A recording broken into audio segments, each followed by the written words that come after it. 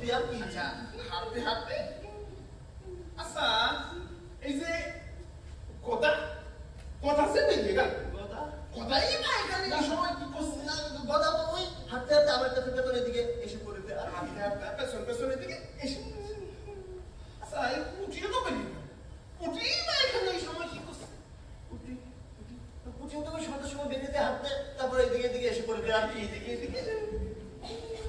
সে কি কথা বলছো? হ্যাঁ এ তো দেখছি হানিবাজির মাগে এই হানিবাজির মাগো কি হাঁটতে হাঁটতে এদিকে এসে পড়েছে নাকি না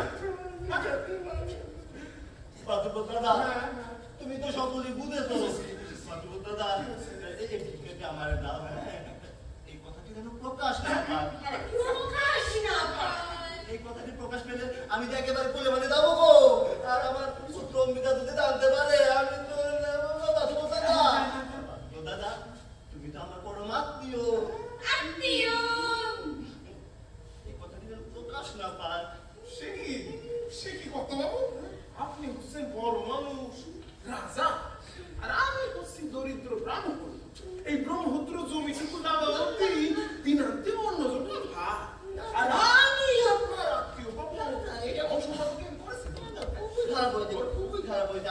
আমি করলেই তোমার ওই ব্রহ্মপুত্র তুমি ফিরে যাবো। হ্যাঁ হ্যাঁ আর তোমার মাতৃকাটা আমি যত যে টাকা দিয়ে দিলে এখন আমি আরো 50 টাকা দিলে এই কথা বলো আপনি যখন ব্রাহ্মণের দান করতে রাজি হলেন সে তো এক প্রকার প্রায়শ্চিত্তই করা হলে তাহলে এ বিষয়ে ভাবনা কি এই বিষয়ে আপনাকে ভাবতে হবে না আপনি আমাদের নিশ্চিন্তে থাকুন। ঠিক আছে ঠিক আছে রাধে রাধে কথা বাবু সালাম উপস্থিত হয়েছে। ঘরে এসে প্রতিকে তল্লাশ করলেন সকালে পুলিশ ওই থানার শিব মন্দিরের দিকে পুটির সাথে এসেছে তাই তারা ঢুকতে ঢুকতে এদিকে এসে পড়েছে তাই এসে দেখলাম আপনার কি কাণ্ড। বুঝেছি বুঝেছি আমি বরঞ্চ তোকেও কিছু দিতে রাজি রাখি।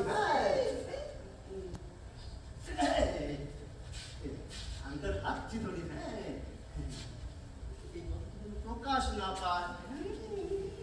কি কথা বাবু আপনি যেই মেরে দিলে তো গাল পারেন আর আপনি খুব এখন ওই মেরে হতে বসেছেন। হ্যাঁ এর থেকে খুশি খবর আমাদের আর কি হতে পারে। হ্যাঁ তা ওই এই কথাটা তো আমাদের ওই জাত কুটুম্বকে জানাতেই হবে।